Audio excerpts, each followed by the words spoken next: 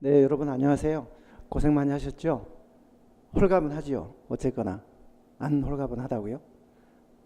그러면 안 되는데. 제가 문제를 좀 보니까 오늘 문제는 선행정학을 그러니까 선행정학으로 공부를 했던 여러분들 같은 경우에는 거의 다 맞았거나 아니면 실수로 한 개 아니면 많이 실수했으면 두 개 정도. 오늘 끝나고 몇 사람 만나봤는데 다 맞은 사람도 있고 한 개 정도 많이 틀렸던 것 같아요. 한 개 정도. 어제 몇 학생이 저 저녁 수업 끝나고 저한테 일부러 와서 선생님한테 길을 받고 싶어서 왔습니다 하면서 악수 좀 해주시죠.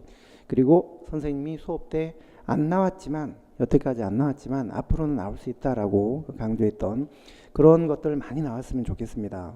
나도 그렇게 좀 많이 나왔으면 좋겠다 했는데 그게 염원이 됐는지 거의 그런 식으로 오늘 문제가 나왔어요. 상당히 많은 그런 문제가 나왔습니다. 자, 전반적인 출제 경향을 먼저 말씀드리면 분야별로 보면은 총론에서 한 문제, 이게 좀 의외였어요. 총론에서 한 문제, 정책학에서 5문제, 그다음에 자치론에서 4문제. 이게 좀 특이했어요. 그리고 꽤 어렵게 나왔어요. 자치론에서. 그러니까 정책학에서 5문제, 자치론에서 4문제 이 정도 나왔다는 것은 상당히 문제가 이제 깊이 있게 문제가 나올 수밖에 없는 이제 그런 구조였고, 그다음에 이제 기출에서 3문제, 전형적인 우리가 기출 문제집을만 풀어가지고 딱 바로 풀 수 있는 단박에 풀 수 있는 문제가 3문제, 변형된 게 한 3문제. 그러나 신경향 응용 문제가 14문제. 그러니까 30% 정도만 기출 문제고 나머지 70%는 다 신경향 문제였어요. 이거를 또 100% 기출문제에서 나왔다라고 이렇게 우기는 선생님들 계시는데, 그거는 기출문제 위주로 강의한 그런 자신들의 그런 거를 좀 정당화시키기 위해서 지문 한두 문제만 같아도 기출문제다 이렇게 분류를 하는데, 그거는 아닌 것 같아요. 그건 아니잖아요. 그 다음에 저희 수업 때 A급, B급, C급, D급 난이도 나눠드리는 요 구분을 보면 A급에서 11문제, B급에서 3문제, C급에서 5문제. 그러니까 70%가 A급, B급에서 나왔는데 A급, B급 중에서도 조금 깊이 있게 지문이 나왔기 때문에 약간 A급, B급이지만 좀 어렵게 느껴졌던 문제가 조금 있었어요. 그래서 이 분야별로 이 출제 비중이 좀 들쭉날쭉 시험 때마다, 이건 어쩔 수 없는 것이고 이럴 수도 있는 문제인데, 아래에 있는 요거는 이제 상당히 우리가 최근에 한 3, 4년 동안 일관되게 기출 문제보다는 신경향 문제가 이제 많이 나오고, 그리고 A급, B급보다는 상대적으로 C급, D급에서도 많은 문제가 나온다. 요거는 우리가 피부로 느낄 때 좀 체감 난이도가 높아질 수밖에 없는 이제 그런 구조적인 특성이죠. 예, 요번 문제도 이외는 아니었어요. 특히 제가 요번 문제를 보니까 이런 것들, 언저리 많이 안 나왔지만 앞으로는 나올 수도 있다, 좀 신경 써야 됩니다. 이렇게 제가 수업 때 2순환, 3순환 때 늘 말씀드렸던, 예를 들면 지방채 차환을 위해서도 돌려막기, 상환길이 도래된 지방채를 갚기 위하여 또다시 지방채를 발행하는 그런 목적으로도 지방채는 발행할 수 있다, 조심해야 된다 이렇게 얘기를 했죠. 없다라고 하면 틀리다고. 그 다음에 중앙정부에서 최근에 주민참여예산 제도가 도입됐다. 금년 초에 도입됐다. 아직 활성화는 안 돼 있지만 도입은 됐다. 이런 거. 그 다음에 행동강령, 공무원 행동강령은 법률이 아니라 대통령령이다. 3만원, 5만원, 경조사비 5만원 이런 거 다 대통령령이다. 그 다음에 개별적 지정주의는 각 개별법에 지정된 사무 외에는 자치단체가 처리할 수도 없고, 그리고 국가가 그 외의 사무를 위임할 수도 없다. 딱 그거만 해야 된다. 그 다음에 칼도 힉스의 보상 기준은 주로 능률성을 평가하는 비용 편입 분석에서 많이 쓰이는 능률성 평가 기준이지 형평성은 아니다. 이런. 그 다음에 지방에 대한 모든 거는 인사든 조직이든 예산이든 뭐든 기재부가 아니라 지방에 대한 모든 관할은 행안부에서 한다. 행안부 장관이다. 등등등. 수업 때 제가 이런 언저리에 있는 것들, 이렇게 나오면 틀린다, 안 나왔지만 나올 수 있다 강조한 것들, 그런 문제가 꽤 많이 나왔어요. 그래서 언뜻 제가 쭉 보니까 저희 선행정학 수업을 들은 학생들은 상당히 그래도 실수만 하지 않았다면 고득점을 다 했을 것 같구나 이런 생각이 들었습니다. 1번 문제, 행태론. 이 문제는 어렵지 않았죠. 이 문제는 답이 바로 답이 3번이죠. 방법론적 개체주의다. 2번은 규칙성과 인과성을 알아내기 위해서 논리실증주의라는 그런 과학적이고 객관적인 연구 방법을 쓴다. 그러나 3번은요. 가치와 사실을 구분하지 않는다. 아닙니다. 행정의 본질 안에 가치 판단 요소를 부정하는 건 아니지만 존재는 하는데 행정 연구에 있어서는 연구 방법에 있어서는 가치를 버리고 사실만 연구 대상을 하잖아요. 따라서 정치 행정 새 이원론이다. 그게 옛날에 초창기 때 이원론하고 다른 점이다. 누누이 강조를 했기 때문에 이제 이 문제는 틀린 분이 없었을 것 같아요. 없죠. 이거 틀렸으면 뭐 떨어진다고 봐야죠. 안 계시죠? 2번 문제. 행태론의 특성. 이제 5번 보세요. 가치 중립성. 자, 가치와 사실을 구분하여 연구한다. 가치와 사실을 구분하여 연구한다. 그 말은 가치는 버리고 사실만 주로 연구 대상으로 한다 이런 뜻이에요. 자, 2번 문제. 이 문제는 좀 난이도가 있었던 문제예요. 요건 좀 난이도가 있었죠. 신엘리트론. 자, 그러나 풀 수 있는 문제였어요. 1번은 신엘리트론의 그 개념이죠. 불리한 거는 못 들어오게 의도적으로 기각 방치시키는 무의사결정론 문제였고, 2번 모스카, 미헬스, 파레토 이런 사람은 유럽에서 처음 있었던 그 고전적 엘리트론이에요. 요게 1950년대 미국으로 건너와서 미국의 엘리트론을 이제 형성을 했죠. 미국의 엘리트론은 이제 밀지 헌명이라고 기억나시죠? 밀지 헌명. 밀스란 학자가 얘기하는 지위접근법, 그다음에 헌터란 학자가 얘기한 명성접근법, 사회적 지위나 명성이 높은 사람들이 주로 정책을 주도해 나가더라. 그러나 이제 유럽의 엘리트론이 주로 정치 엘리트에 중점을 두고 연구를 했다면 요거는 이제 기업 엘리트, 기업인들, 특히 아틀란타시를 대상으로 했던 헌터의 명성접근법은 그 기업 엘리트들의 역할을. 근데 요게 이제 더 발전한 게 1960년대 초에 바로 신엘리트론인데 이게 바로 무의사결정론이잖아요. 무의사결정론. 그러니까 어쨌거나 1번은 무의사결정론, 권력의 두 얼굴이라는 모형에서 연구가 됐죠. 엘리트들은 두 가지의 서로 다른 얼굴 모습을 갖고 있다. 그게 이제 밝은 얼굴, 어두운 얼굴 두 가지인데, 어두운 얼굴, 자신들이 기득권을 도전해 오거나 침해해 오는 그런 주장에 대해서 짓밟고 묵살하고 억압시키는, 채택이 안 되도록 그런 것들 때문에 결국 엘리트들의 기득권에 도전을 해오는 그런 주장들은 의제로 채택되기가 힘들다. 그런 이론이잖아요. 권력의 두 얼굴, 바흐락 그리고 바라츠란 학자가 권력의 두 얼굴이라는 모형을 가지고 연구해서 이 무사결정론을 만들었는데, 결국 이것도 엘리트가 가로막으면 못 들어오니까 엘리트들의 역할이 중요하다. 그런데 이 이론은요, 아주 엘리트들이 은밀하게 드러나지 않게 이거를 방해를 하는 그런 걸 설명하는 이론이에요. 따라서 드러나지 않으니까 실증적인 연구가 좀 어렵다. 그래서 이걸 비판하는 사람들도 실증적인 어떤 그 성격이 좀 약하다, 실증적인 연구는 아니다라는 비판이 이제 수반되기도 했었죠. 자, 그게 바로 4번 지문입니다. 은밀하게 드러나지 않게 영향력을 행사하기 때문에 실증적인 방법은 좀 어렵다. 권력의 두 얼굴인데 그중에 하나의 얼굴, 다원론은 그중에 하나의 얼굴만 고려했다. 그게 바로 이 밝은 얼굴이죠. 엘리트들이 환영하는, 좋아하는 그런 주장이 사회에서 제기됐을 때 반기면서 채택이, 이것만 생각했던 게 다원주의라면, 그렇지 않은 반대 그런 거는 가로막는, 짓밟는 이런 측면은 다원주의는 고려하지 못했다는 거죠. 권력의 두 얼굴이 있는데 밝은 얼굴 한 측면만 고려했다. 다원주의가. 맞는 말이죠.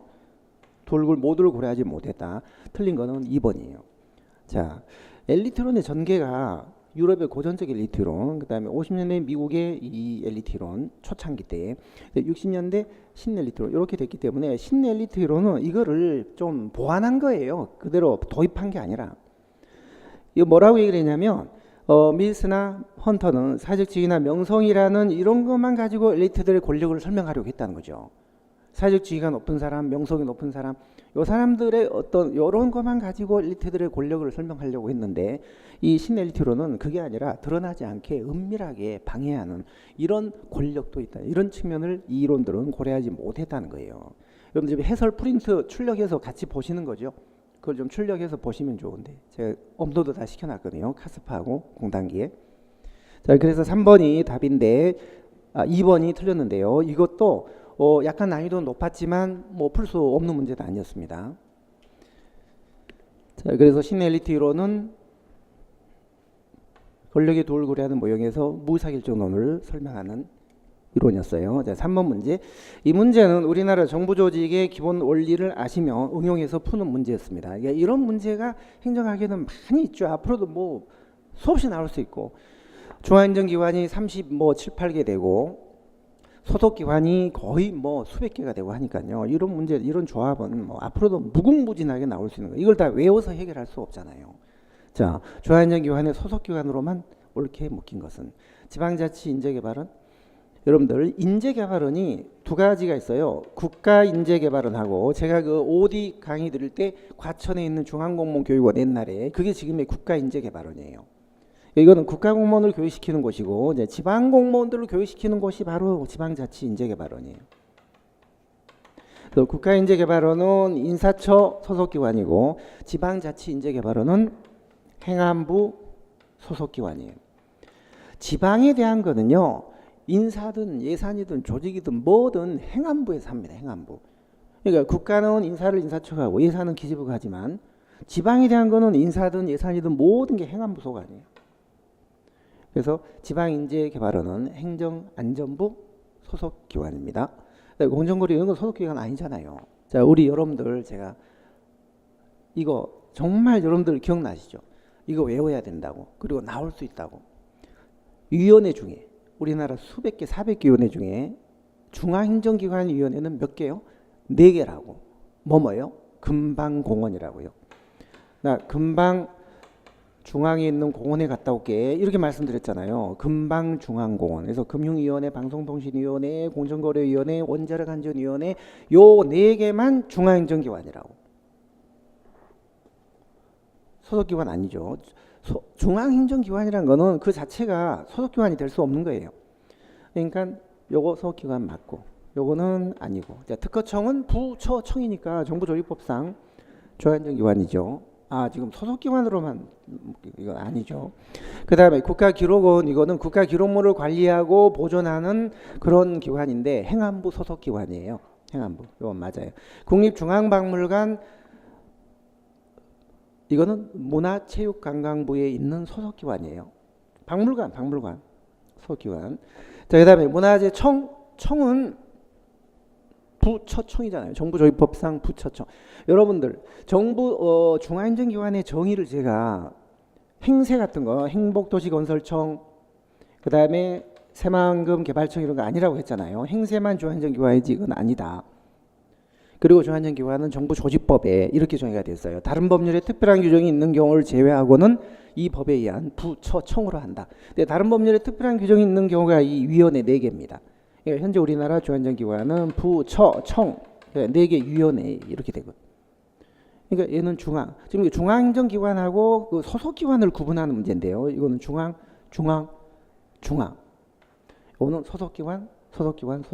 더 어렵게 문제가 나온다면 이제 어느 중앙행정기관의 소속기관이냐 이렇게 나오면 더 좀 헷갈렸겠죠. 이거는 행안부, 문체부. 이거는 행안부. 그다음에 만약에 국가인재개발원이 나왔다면 그거는 인사혁신처.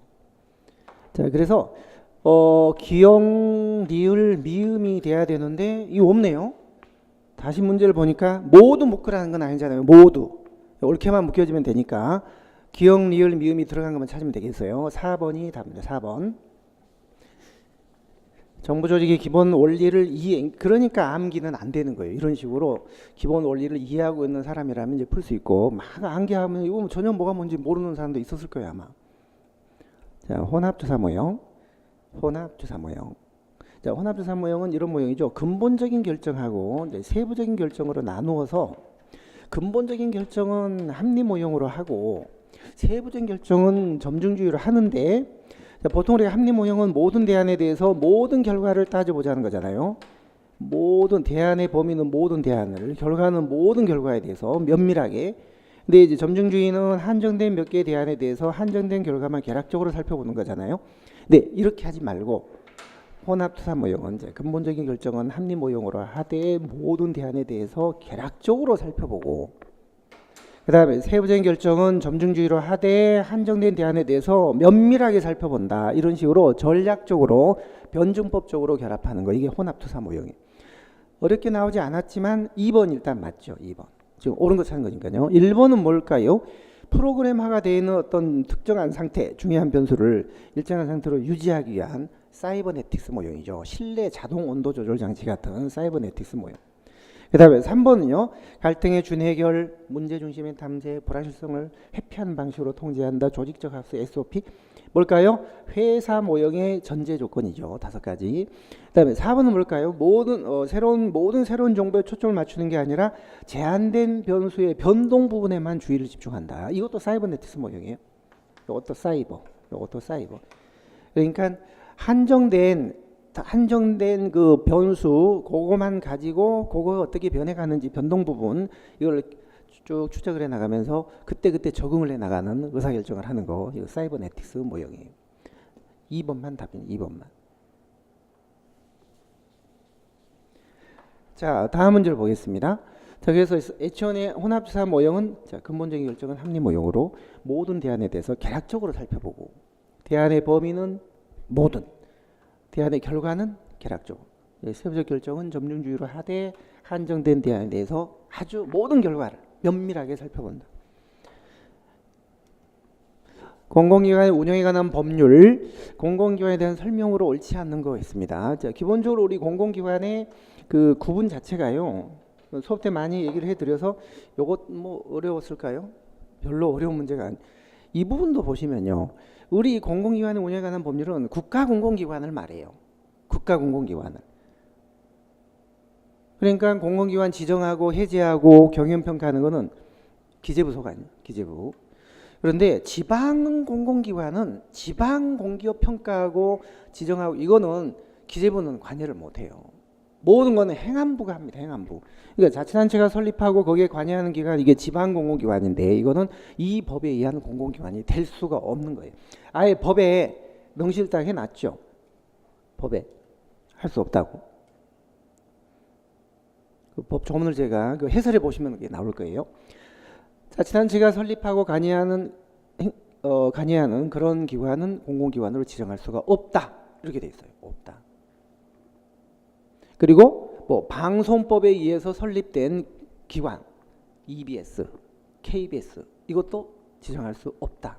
그래서 우리나라 KBS, EBS는 정부가 전액 출자한 사실상 정부 산하단체이면서도 언론이기 때문에 그걸 이제 장악 통제한다는 느낌은 좀 안 되니까 국가 시책상 그걸 지정해서 이제 못하도록 폐지를 시켜놓은 거예요. 방송법에 의한 언론사 안 되고, 그다음에 지방 공공기관 안 되고, 그래서 이게 4번이 틀린 거예요. 자, 1번은 위탁집행형은 기금관리형 준정부기관이 아닌 준정부기관을 말하는.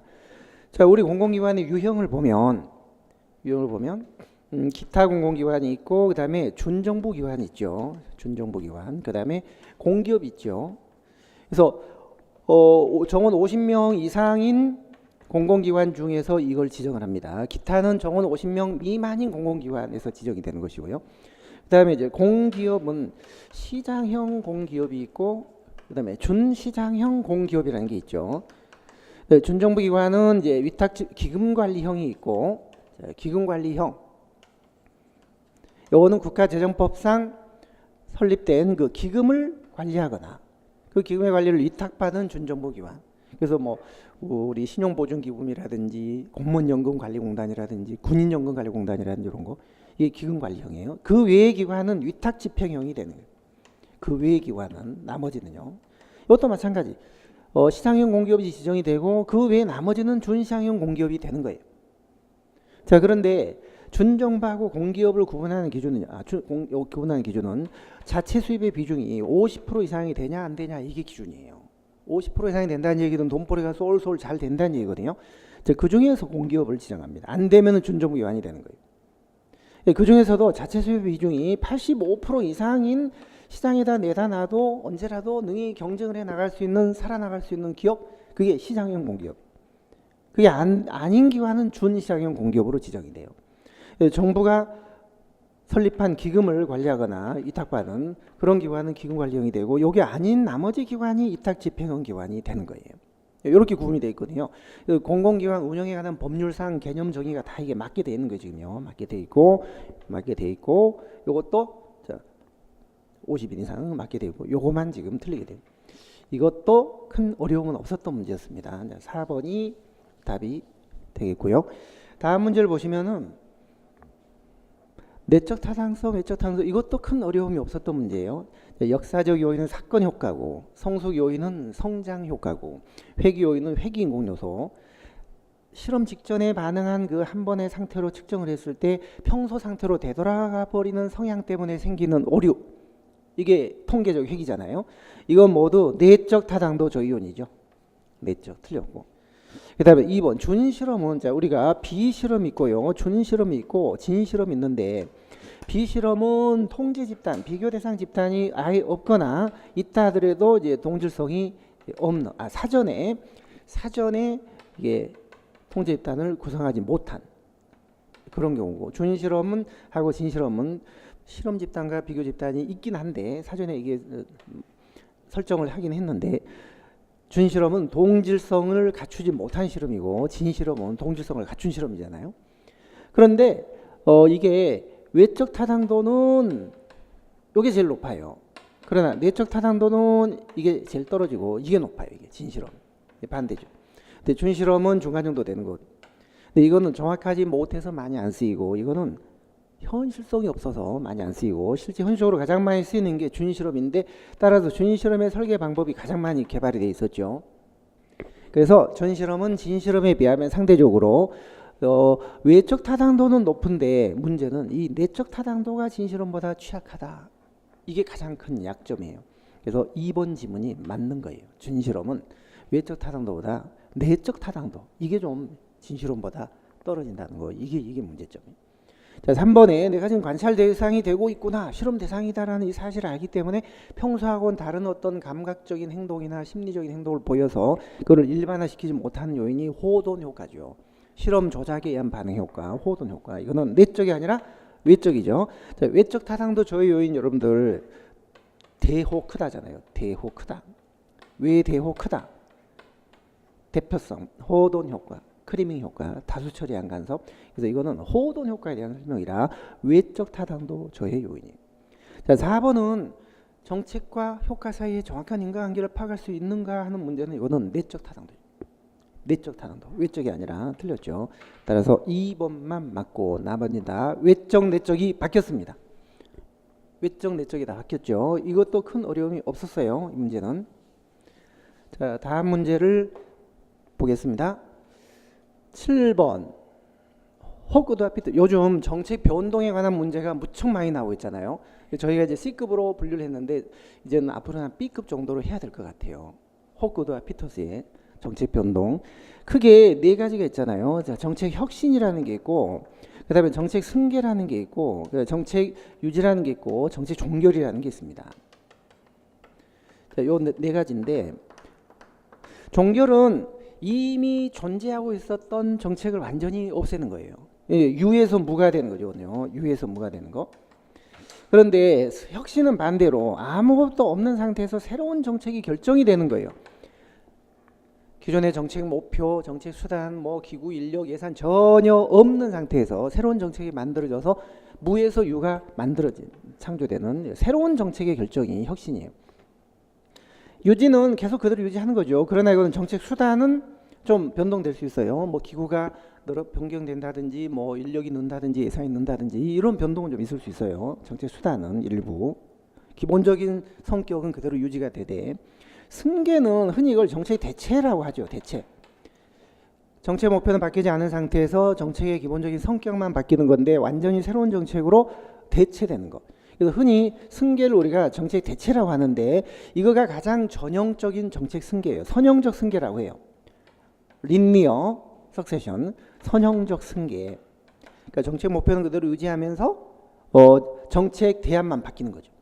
정책 대안만. 이것처럼 3번 과속 차량 단속이라는 목표는 그대로 놓고, 단속하는 수단을 무인 카메라의 방법으로 이렇게 바꾸는 거, 이게 정책 대체인데 이게 가장 전형적인 정책 승계고 그게 바로 선형적 승계, 리니어 석세션. 그러니까 이건 맞는 말이고 3번. 자, 1번은 정책 혁신은 무에서 유를 창출하는 거라고 했습니다. 무에서 유를. 그것만 생각하신다면 이거는 뭐 이 부분이 틀렸다. 2번은요. 정책 종결은 완전히 거꾸로 유에서 무가 되는 거죠. 완전히 정책이 소멸되는 것이고 더 이상 어떠한 다른 수단이나 이런 거가 남아있지 않게 다 없애버리는 거예요. 4번 유지는 그냥 그 정책을 기본적으로 유지하면서도 정책 수단에 있어서는 부분적인 변화가 있을 수가 있다고 했습니다. 그러니까 이건 1번이 틀렸고 2번은 맞는 거예요. 정책 혁신은 완전히 무에서 유가 창조되는 거니까 없던 목표가 만들어지고 근본 성격도 바뀌고 정책 수단이 새로 생기는 거예요. 종결도 이거 다 바뀌는 거예요. 있던 게 이건 없어지는 거죠. 이거는 거꾸로. 근데 정책 승계는 정책 목표는 변동이 안 되면서 이런 것만 바뀌는 거예요. 정책 대체죠. 대체. 정책 유지는 그대로 유지가 되지만 정책 수단은 일부 바뀔 수가 있는 거죠. 요즘 정책 승계, 정책 변동에 유용해서 또 정책 승계 유용까지 문제가 많이 나옵니다. 그래서 혹시 여러분들이 지방직 7급 시험이 이제 아직 남아 있잖아요. 이제 그거 하실 때 정책 승계나 정책 변동 이론은요 한 B급으로 생각하시고 조금 좀 비중을 높여서 공부를 하셔야 될 것 같아요. 정책 승계 중에 정책 대체가 가장 전형적인 정책 승계인데 이게 선형적 승계라고도 한다. 이걸 꼭 아셔야 되고. 자, 동기론 중 과정이론에 해당하는 거. 동기론은 욕구이론과 과정이론 두 가지가 있잖아요. 욕구이론, 과정이론 두 가지가 있습니다. 그런데 내용이론은 욕구이론이에요. 욕구의 내용을 규명하려고 했던 그런 이론. X이론, Y이론, 뭐 Z이론 계통들 다. X, Y, 이건 X로 태어나서 Y로 성장해 나간다. 자, 물론 내용 이론의 핵심은 요 성장 이론, 행태론 때 있었던 성장 이론, 요게 일반적으로 핵심입니다. 자, 그 다음에 요 과정 이론은 요게 내용이 아니라 기대 이론, V 브름의 기대 이론이라든지 아담스의 공정성 이론이라든지 목표 설정 이론, 학습 이론 이런 건데요. 자, 문제 보시면 과정 이론에만 해당하는 거. 기억은 무슨 이론일까요? VI이니까 자, V 브름의 기대 이론이죠. 과정 이론이요. 과정 이론. 니은은 뭘까요? 직무가 갖고 있는 5가지 핵심 직무 차원으로 구분해서 접근한다. 이게 바로 헤크만과 올드햄의 직무 특성 이론이에요. 직무 특성론. 그다음에 디귿은 뭘까요? 개인이 기울인 노력과 보상 사이의 어떤 공평한 것이 지각돼야 되는데 불공평하다고 느끼면 그게 불만족이고 그 불만족을 제거하는 쪽으로 행동이 나온다. 이게 바로 애담스의 공정성 이론이죠. 공정성 이론. 그 다음에 리을은 뭘까요? 엘더퍼의 ERG 이론입니다. ERG. 메슬로 이론을 약간 더 보완한. 그 다음에 미은 뭘까요? 아지리스의 성수 미성수 이론이요. 그러니까 요 두 개는 확실한 이거는 그 내용 이론이에요. 욕구의 내용을 구명하려고 했던. 그다음에 기대 이론은 이거는 과정 이론이고, 요것도 과정 이론이고, 요것도 일반적으로는 욕구 이론으로 분류하는 사람들이 많이 있어요. 그런데 요 이론은 강론에서 일부 학자들이 요 헤크만과 올드햄의 직무 특성 이론은 욕구만 고려하는 건 아니다. 자, 직무 특성 이론이 뭐예요? 여러분들 다정중환자 기억나시죠? 다정한 중환자. 이 헤크만과 올드햄은 낡은 햄을 먹고 썩은 햄을 먹고 식중독에 걸려가지고 병원에 입원해서 나란히 누워서 중환자가 됐다. 다정한 중환자. 자, 그 다정중환자라는 직무의 5가지 특성이 개인의 성장 욕구하고 맞아 떨어질 때 동기 유발이 된다. 안 맞으면 동기 유발이 안 된다는 거잖아요. 그러니까 개인의 성장 욕구를 강조했다는 점에서는 내용 이론의 측면이 당연히 있지만 직무의 다양한 이 5가지 특성까지 고려했다는 점에서는 꼭 욕구만 고려한 건 아니다. 그래서 일부 학자가 과정 이론으로 보는 그런 입장도 있어요. 그래서 이 두 개는 완전한 내용 이론이고 이 두 개는 완전한 과정 이론이고 니은은 우리가 욕구 이론으로 보려고 만약에 본다라고 문제를 푼다면 정답이 없게 되는. 자고간 리을 미음은 들어가면 안 되는 거거든요. 자, 리을 미음 들어가는 건 절대 안 되는 거예요. 그럼 이거는 1번밖에 답이 될 수가 없고 이 니은을 직무의 특성이 감안되기 때문에 과정 이론으로 보는 그런 측면도 일부 있겠구나 이렇게 생각을 하셔야 돼요. 안 그러면 정답이 없게 되니까요. 그래서 이 문제는 1번이 답이었어요. 이것도 크게 푸는 데는 어려움이 없었던 문제였고요. 다음 문제를 보겠습니다. 공무원 임용 시험의 효용성, 시험의 효용도, 타신객난실의 문제죠. 타신객난실. 옳지 않은 거. 자, 1번은 뭘까요? 기내구가 있다. 타당도의 종류에는 기내구가 있다. 여러분들 우리 시험의 타당도에 타신객난실 5가지 있는데 타당도의 종류가 이게 기내구. 자, 기준 타당도는 시험 성적하고 근무 성적이라는 요 기준에 의한 타당도.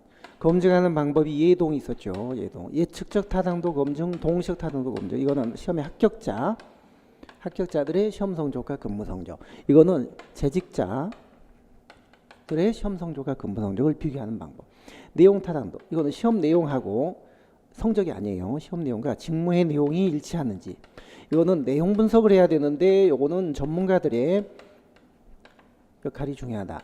구성 타당도는 성적도 안 나오고 내용 분석도 안 될 때 이 직무하고 연관된다고 믿는 이론적인 구성 요소를 논리적으로 추론을 합니다.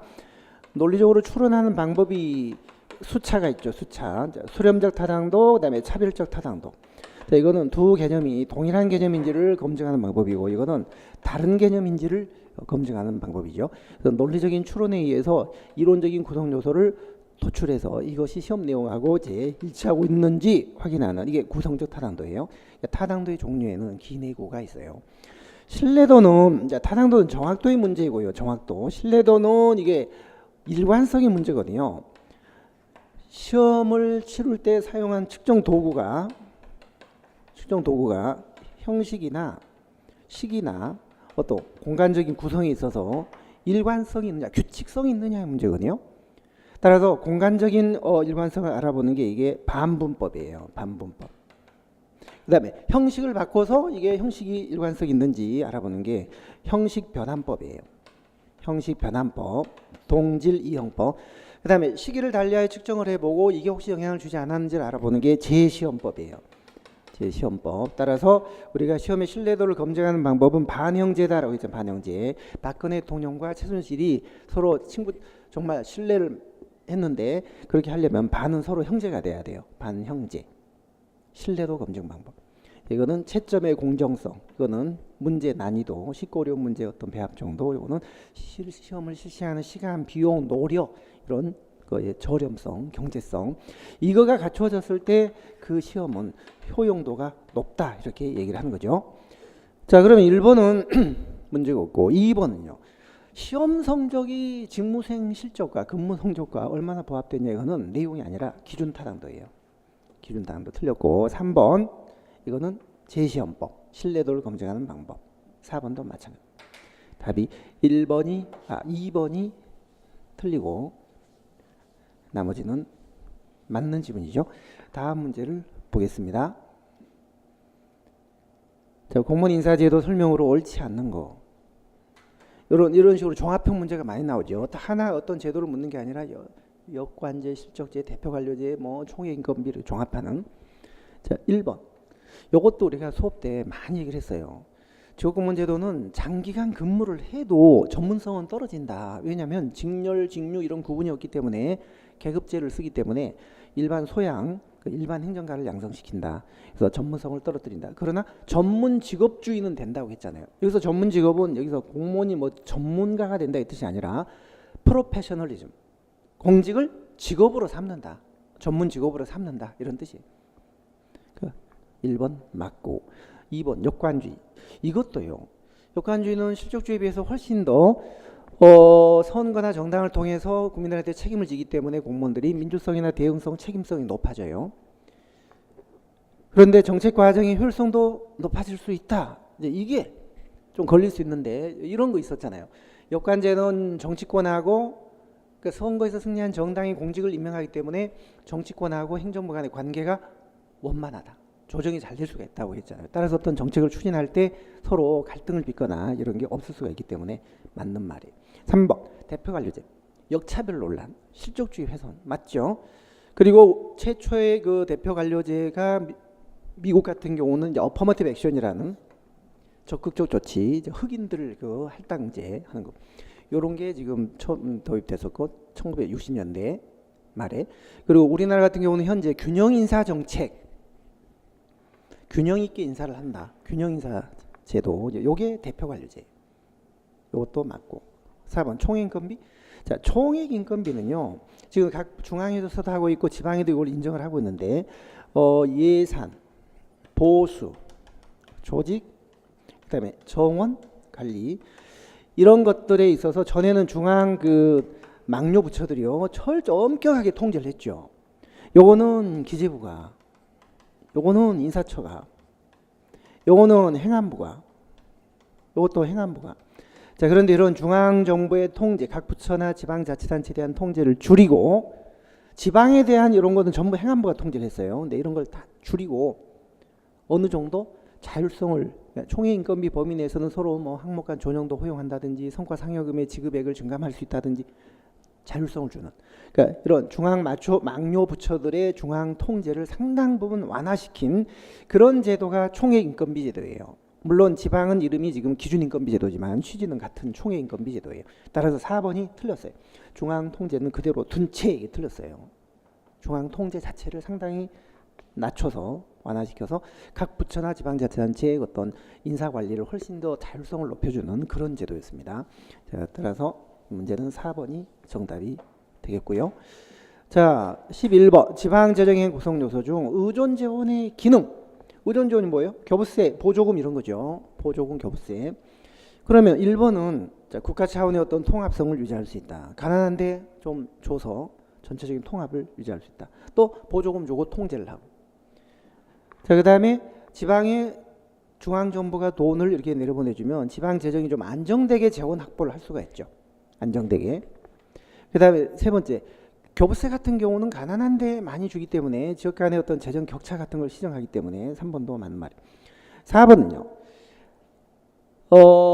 의존 재원이라는 게 이게 중앙정부로부터 의존을 받는 재원이니까, 조정을 받는 재원이니까 보조금이나 교부세 같은 건데, 이제 이런 거는요 주면 줄수록 중앙정부의 어떤 재정 통제가 수반되고 그 다음에 지방정부의 자율성이 떨어집니다.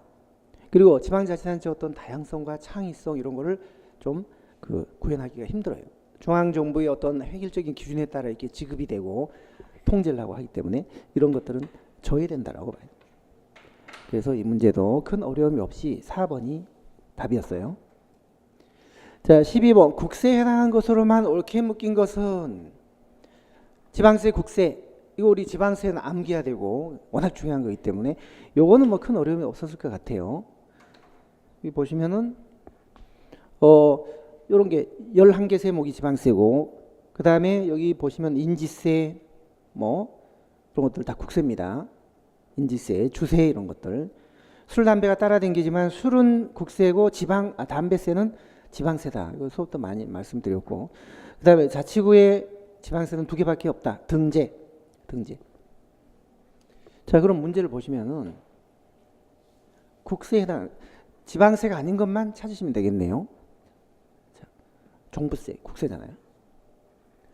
자, 종부세 전액은 국가가 안 쓰고 지방에 부동산 교부세로 내려보내 줍니다. 자, 인지세 국세잖아요. 등록면허세 이건 지방세고 요거 국세잖아요. 따라서 디귿, 리을, 비읍이 국세인데 이것도 보니까 디귿, 리을, 비읍이 없어요. 문제가 모두 묶으라는 건 아니잖아요. 모두 그러니까 이 3개만 들어가 있으면 되는, 셋 중에 2개가. 그러면 답이 4번인 거죠. 4번. 나머지는 국세가 아닌 지방세가 포함되어 있기 때문에 틀렸고 답이 4번이 되겠습니다. 12번은. 자, 13번 국가재정법과 지방자치법상 요거 안 나왔지만 나올 수도 있으니까 우리 암기해야 된다 해서 우리 많이 얘기를 했던, 자, 중앙정부는 국가재정법상 120, 헌법은 물론 90일이지만 지방 국가재정법은 120일 전, 그 다음에 의결은 30일 전, 광역은 50일 전까지 제출하고 15일 전까지 의결하고, 기초는 40일 전까지 제출하고 10일 전까지 의결하고, 그래서 120, 50, 40, 30, 15, 10 이렇게 암기하자, 나올 수 있다, 암기하자라고 했던 건데 드디어 나왔습니다. 답은 그래서 3번이 되겠죠. 정부는 지금 국가재정법이니까 헌법이라면 90일이지만 120일. 광역은 50일, 기초는 40일. 답이 3번입니다. 자, 14번 비용 편익 분석. 옳지 않은 거. 자, 잠재 가격. 잠재 가격이란 시장 가격을 쓸 수 없거나 믿을 수 없을 때 분석가가 주관적으로 이 물건의 가치는 얼마 정도 되겠다라고 주관적으로 추정을 하는 거예요. 그게 그림자 가격인데, 그게 이제 주관적으로 추정을 하다 보니까 부풀려질 수도 있고 왜곡이 있을 수 있습니다. 정해진 시장 가격이 아니기 때문에 주관적으로 추정하는 금액이에요. 완전 경쟁 상태로 조정된 가격, 시장 가격, 그런 뜻이에요. 이거 조정하는 과정에서 이게 왜곡이 될 수 있는 거죠. 2번 어때요? 내부 수익률. 편익과 비용의 현재 가치를 같게 만들어주는 때의 할인율을 말하는 거죠. 그렇기 때문에 이거는 순현재 가치를 0으로 만들어주거나 C분의 B를 1로 만들어주는 때 할인율을 말해요. 이 말이 결국은 비용과 편익의 현재 가치를 같게 만들어주는 때 할인율이다, 그런 뜻이죠. 그러니까 2번도 맞고. 칼 듀익스의 보상 기준.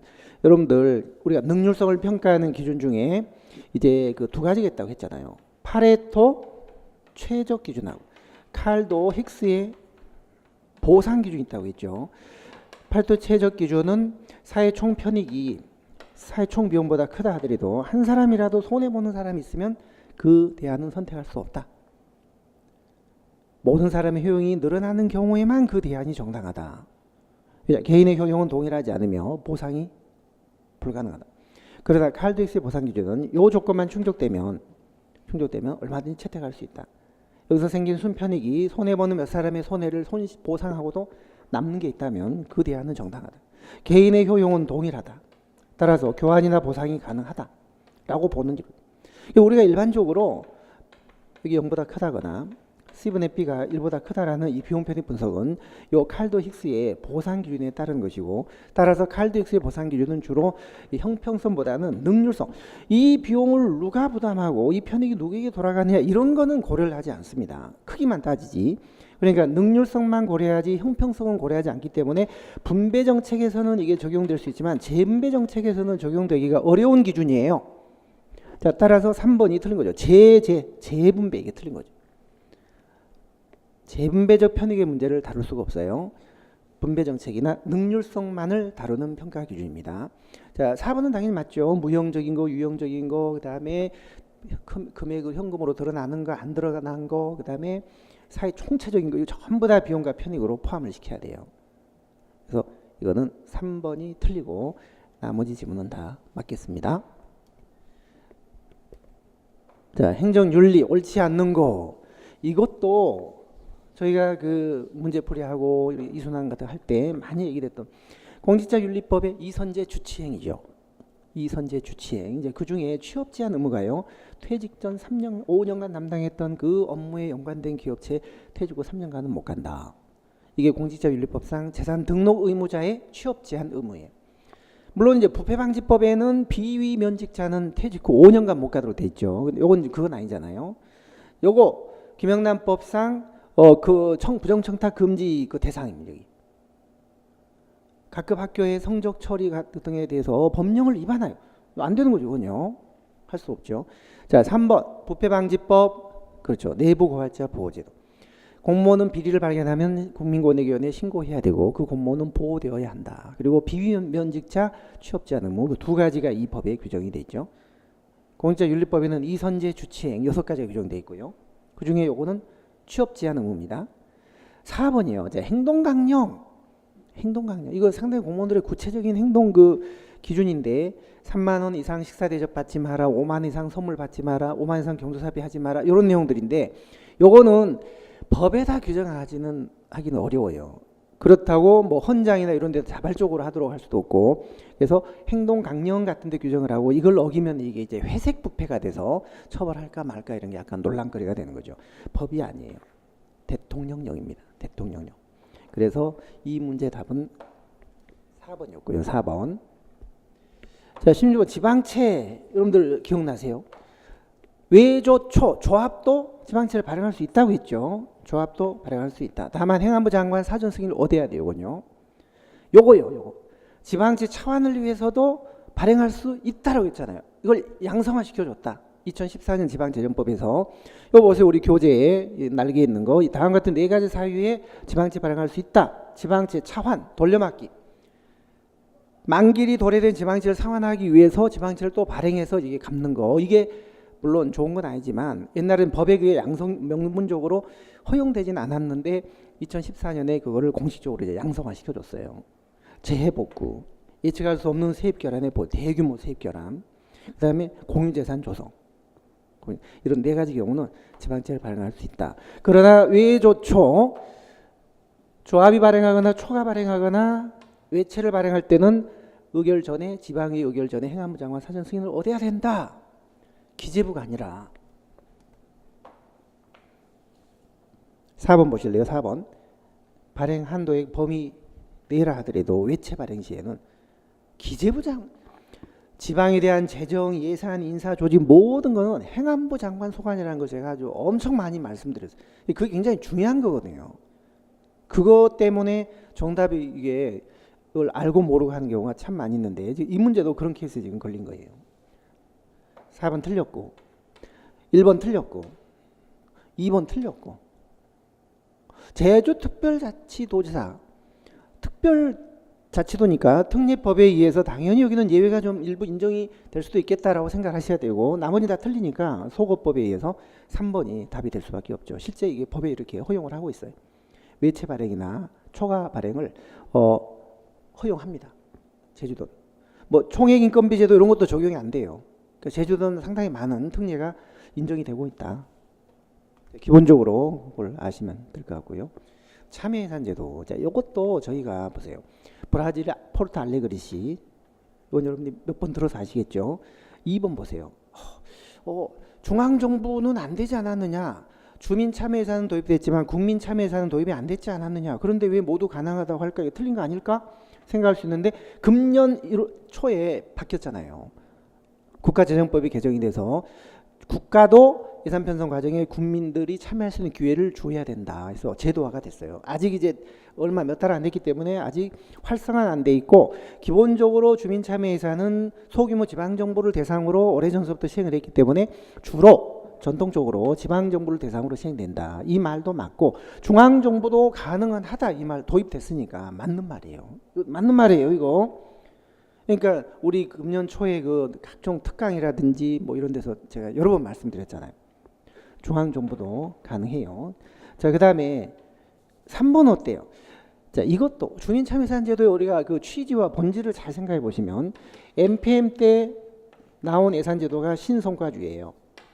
신성과주의. 자, 신성과주의는 효율이나 성과라는 결과만 좋으면 되는 거예요. 그러나 거버넌스를 토대로 등장한 개념이 이게 바로 주민참여예산이에요. 재정 거버넌스, 협치. 그러니까 예산 편성이나 재정 운영도 이제는 주민과 함께 해야 한다.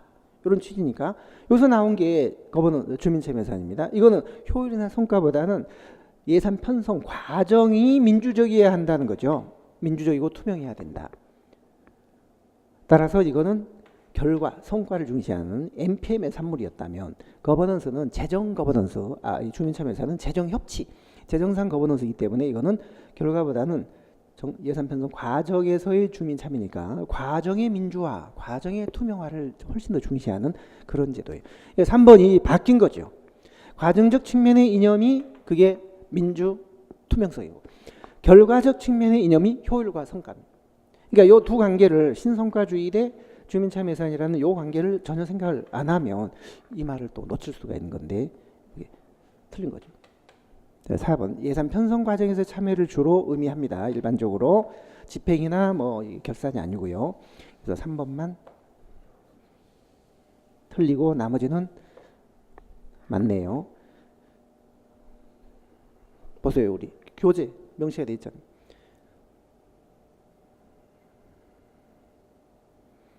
행안부 장관은 최근에 중앙정부에도 국민참여예산 제도가 도입되었다. 정부 간 관계, IGR이죠, IGR. 근데 IGR 말은 정부 간 관계라고 했지만 개별적 지정주의, 포괄적 예시주의, 뭐 영국과 대륙의 차이 이런 걸 전반적으로 물었어요. 미국은 건국 초기는 건국 초기는 연방정부의 강력한 권한이 필요했지만 사실상 그렇게 강하지 못했습니다. 그래서 약했고, 상대적으로 약했고, 그다음에 연방과 주정부의 권한이 완전히 각자 독립된 상태에서 독자적으로 업무 수행을 했어요. 명확히 구분됐어요. 되지 않았던 게 아니라 독자적으로 수행을 했고, 아무 서로 상호 교류가 없었고, 그다음에 연방정부의 권한이 상대적으로 약했기 때문에 이거를 강화하기 위하여 그 알렉산더 해밀턴이 연방중앙은행도 만들고, 그다음에 연방주의를 제창을 했던 거죠. 약했기 때문에. 이래서 해밀턴 연방주의가 나왔던 거예요. 여기. 틀렸어요. 딜런의 법칙과 홈룰의 법칙으로 나죠. 딜런의 법칙은 주정부의 권한을 더 우선시하는 거예요. 홈룰은 지방정부, 시정부의 권한을 우선시하는 거죠. 이제 주가 이렇게 있다면, 그러니까 페더럴 거버먼트가 연방정부고, 이게 스테이트 주정부고, 그 밑에 이제 시정부, 시티, 이게 지방정부거든요. 그런데 딜런의 법칙은 항상 주정부의 권한을 더 우선적으로 생각하는 거예요. 따라서 지방정부는 주정부의 피조물이다. 이거는 주정부 권한이 아니다라고 명백하게 부정되어 있지 않는 한은 다 주정부 권한으로 해석을 하는 거예요. 이게 딜런스 룰. 홈룰의 법칙은 쿨리 독트린처럼 쿨리 독트린도 이제 그런 예인데요. 이거는 지방정부의 권한이 아니다라고 명백히 부정되어 있지 않는 한은 지방정부 권한으로 보는 거예요. 그래서 이거는 지방 분권의 법칙이고, 이거는 중앙 집권의 법칙이에요. 따라서 2번은 틀린 거죠. 왜냐? 딜런의 법칙은 지방정부는 포괄적인 권한을 갖는다? 갖지 못해요. 자, 3번 영국 개별적 지정주의죠. 각 개별법에 의해서 자치단체의 특성에 따라 다 이 사람은 자치단체 사람보다 이거는 뭐 어디 사람들 이렇게 지정을 해놓고, 그 지정된 자치권 외에는 지방정부가 할 수가 없어요. 그리고 중앙정부가 맡길 수도 없어요. 일일이 지정이 돼 있죠. 구속력이 있죠. 따라서 이걸 제한적 열기주의다. 그 열거 기록된 거 외에는 못한다. 제한적 열기주의, 개별적 지정주의, 이게 맞는 겁니다. 1번, 물론 강력한 중앙집권적 색채를 유지해 왔죠. 그러나 1980년대 호소카와 내각 이후부터 지방 신자유주의 물결을 타고 이 나라도 지방 분권 시책을 많이 폈어요.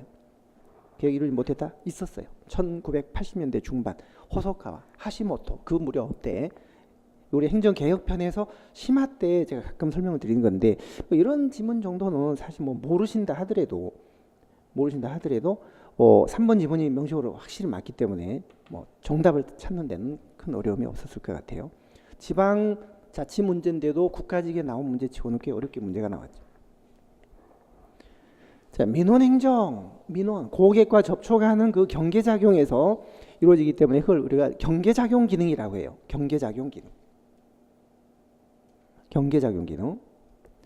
1번 맞고요. 자, 두 번째, 프라이버시에 관한 사항은 민원 업무를 하더라도 처리하지 않을 수 있습니다.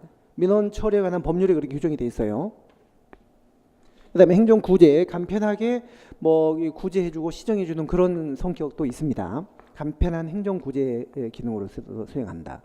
자, 그다음에 4번이 약간 이게 좀 함정인데요. 틀렸어요. 민원 처리 법률에 관한 그 규정을 보면 행정기관도 사경제 주체로서 민원을 제기할 수는 있어요. 그런데 그 민원은 이 민원 처리에 관한 법률에서 다루는 처리 대상 민원 사무가 아닙니다. 그 민원인의 개념에도 안 들어가요. 행정기관이 사경제 주체로서 제기하는 민원, 이 경우는 이 민원인의 개념에도 안 들어가고 처리 대상 민원에도 포함시키지 않습니다. 그러나 행정기관이 민원을 제기할 수 없는 것은 아니에요. 할 수 있는데 민원인의 범주에 안 들어가고 처리 대상 그 민원 업무에도 포함이 안 된다. 이렇게만 돼 있을 뿐입니다. 따라서 4번이 답이에요. 마지막 20번. 국가재정법상 재정건전하 옳지 않은 것은. 국세 감면, 우리가 흔히 어떤 비율을 얘기할 때요. 예를 들어 재정자립도 같은 경우도 보면은 자주재원하고 의존재원하고 그다음에 지방채하고 다 합친 것 중에서 자주재원이 차지하는 비율, 이렇게 얘기하는 거지. 분모에서 얘를 빼고 요거만 가지고 요거분의 이게 이렇게는 얘기하지 않잖아요. 우리가 어떤 비율이라는 개념을 얘기할 때는요, 항상 이런 식이에요. 이것도 보면 국세 감면율을 대통령령이 정하는 비율 이하가 되도록 기재부 장관은 노력해야 된다, 이렇게 돼 있거든요. 근데 국세 감면율은 당연히 내국세 수입액 총액하고 그다음에 감면 금액 총액, 감면 금액 더한 총액 중에서 이 중에 감면액이 얼마나 비중을 차지하냐 이런 개념이 이게 비율이 되는 거지. 분모에서 이걸 빼고 국세 징수 총액 분의 국세 감면 총액 이런 개념이 아닌 거죠. 이제 1번은 이게 틀렸어요. 당해년도 국세 수입 총액 분의 국세 감면 총액 이게 아니라 분모에도 이 감면액이 포함되어 들어가야 돼요. 수입액 플러스 감면 총액 분의 감면액이 차지하는 비율 이렇게 해야 됩니다. 자, 일단 이거는 뭐 우리가 약간 좀 애매하니까 일단 배제시키고 2번. 자, 여러분들 국고 채무 부담 행위는 보증 채무 부담 행위와 달리 국가 채무에 들어간다고 했죠. 그다음에 보증 채무 부담 행위도 남발하면 안 되니까 국고 채무 부담 행위와 마찬가지로 예산은 아니지만 국회 동의를 얻어서 해야 된다고 했죠. 4번. 이거는 추경 예산이든 뭐 본예산이든 모든 예산은요. 의회가 확정되기 전에는 이를 미리 배정 집행할 수가 없는 거예요. 이건. 맞죠? 그러면 1번 문제가 있구나. 딱 보니까 이게 분모에 이게 빠졌다. 이게 틀렸네. 국세 감면의 제한에서 보시면 기재부 장관은 대통령령이 정하는 국세 감면율이 대통령령이 비율 이하가 되도록 노력해야 된다라고 했는데 그 국세 감면율이란 당해년도 국세 수입 총액과 국세 감면의 총액을 합한 금액 중에서 감면의 총액이 차지하는 비율 이걸 국세 감면율이라고 하는 거예요. 요 비율이 높아지지 않도록 대통령령이 정하는 비율 이하가 되도록 노력해야 된다 이렇게 돼 있어요. 자, 여러분들 이제 우리 그 금년도 7급 시험은 이제 서울시 7급하고 국가직 7급에서 이제 2개가 끝나고 나머지 지방 7급이 남았는데 여태까지 결과에 연연하지 마시고 좀 못 봤다 이렇게 하더라도 너무 낙담하지 마시고 약간 며칠 좀 휴식을 취한 다음에 아직도 또 2달 뒤에 지방직 시험이 남았기 때문에 국가직 7급은 아주 성적 좋게 붙지 않는 한 차라리 지방직만 못할 때가 있거든요. 그러니까 지방직이라도 붙으시면 여러분들 연고지역 그 근처 가까운 데서 근무할 수 있고 장점이 많이 있습니다. 그러니까 일단 최대한 해서 많이 붙어 놓으시고 어디 갈 건지는 나중에 선택하셔야 되니까 아직 시험이 끝나지 않았고 그래서 조금 쉬었다가 다시 전열을 가다듬면서 하시되 지금 이렇게 나오는 이런 경향의 문제들이 지방직 시험에서도 이런 경향이 유지될 수가 있어요. 꼭 이 문제들이 그대로 나오는 게 아니라 뭐 일부는 나올 수도 있겠지만 그래서 이런 걸 착안하시고 내가 기본 이론이 부족하다 싶은 분들은 아무래도 심화 행정 같은 경우 아직 2달 시간 남았으니까 심화 이론 같은 거나 이런 거를 아니면 동형 문풀 같은 데서 언저리 안 나왔지만 나올 수 있다 이런 것들 한번 빠른 속도로 제일 좋은 거는 아마 심화 이론을 빠른 속도로 한번 쫙 들어주시는 거. 지금 여러분들 이론 공부를 하시니까 오랜 시간이 지났기 때문에 뼈대가 약간 좀 허물어졌거나 약간 흔들거릴 수 있거든요. 가물가물. 그거를 좀 보완하시는 게 중요할 것 같습니다. 자, 어쨌든 여러분들 오늘 고생 많이 하셨고요. 오늘 해설 강의는 이만 끝내겠습니다. 수고했습니다.